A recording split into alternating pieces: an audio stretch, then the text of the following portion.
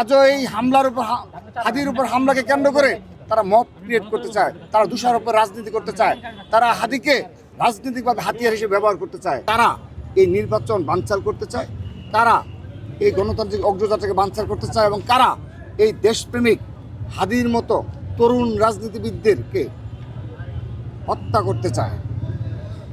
আমরা সেই 5 আগস্ট পর থেকে বারবার বলে এসেছি, এই দেশের আইন শৃঙ্খলা পরিস্থিতি খুবই অবনতি ঘটেছে।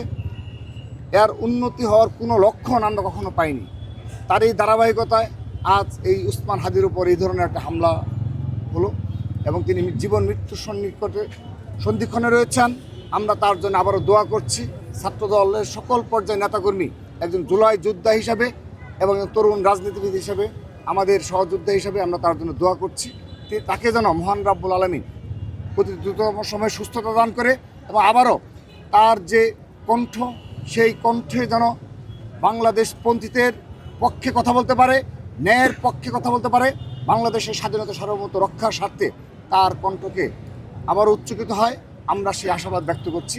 আজও এই হামলার উপর হাদির উপর হামলাকে কেন্দ্র করে তারা মব ক্রিয়েট করতে চায়, তারা দোষারোপের রাজনীতি করতে চায়, তারা হাদিকে রাজনৈতিকভাবে হাতিয়ার হিসেবে ব্যবহার করতে চায়। আমরা স্পষ্টভাবে বলতে চাই, ছাত্রদল সেই 5 আগস্টের পর থেকে ক্যাম্পাসে বারবার মবের শিকার হয়েছে, আমরা কোনো প্রতিক্রিয়া জানাইনি। আমরা মবের শিকার হওয়ার পরও আমরা সর্বোচ্চ ধৈর্য সহনশীলভাবে ছাত্রদলের নেতাকর্মীরা ক্যাম্পাসগুলোতে অবস্থান করার চেষ্টা করেছে।